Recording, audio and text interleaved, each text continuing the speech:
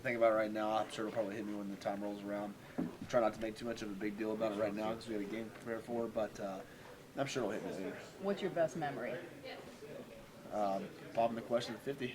That's better than the answer you gave. Secondly, I mean, it's definitely got to be a home win here. Maybe even my first time playing here in Mizzou, 2016, running out on the field for the first time. Sold out house, that was a good one.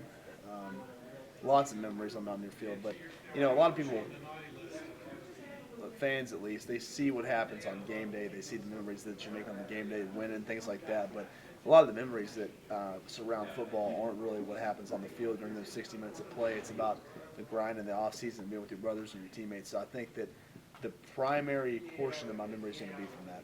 What have the fans meant to you as a West Virginia native? They're really everything to me. That's one thing that is really important to me is representing the state well.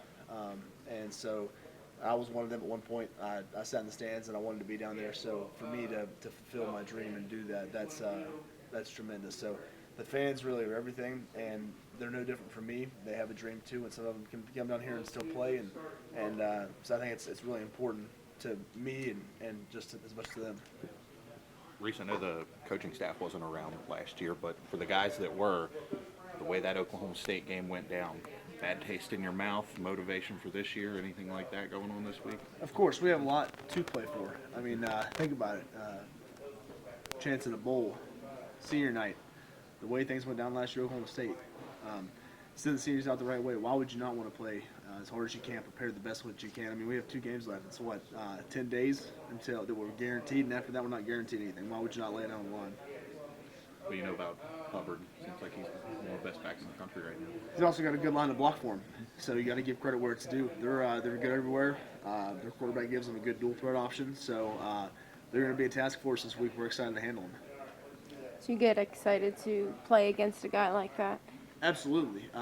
These are the games that you really, really prepare for. I mean, it's hard to get up for lower games, smaller games, things like that. But really, when you have the opportunity to play against one of the better lines of college football, one of the better backs in college football, one of the better programs in college football, that's something to be excited about.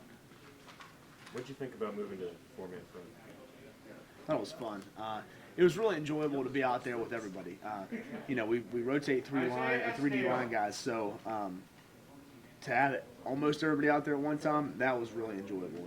I feel like everybody was getting a piece of the action. I feel like everybody got to join in instead of, a couple guys are in, a couple guys are out, rotate them. But it was hard though because depth is an issue when you do 4 guys. But it was really fun. Does your job change when you move out to 4? Yeah. Yes and no.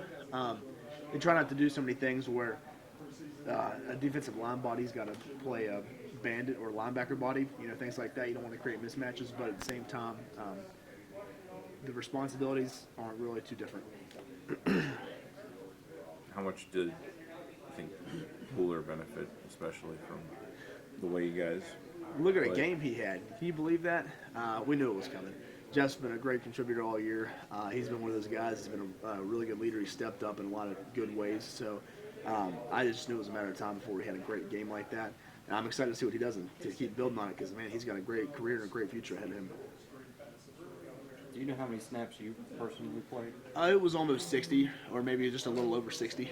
And then I think between Jeff and Ruben, I believe it was somewhere around the high 70s range. I think Darius was like 80 or high 70 range. So it was a lot of plays. Same thing with Dante. Me and Dante would come in for me. I'd go out, get a breather, and then I'd come in at an end spot, and then we just keep rotating as much as we could. So that was a high snap count game. That's hard to continue to do, but at this point in the season, 2 games left. Why not lay it all on the line? What was the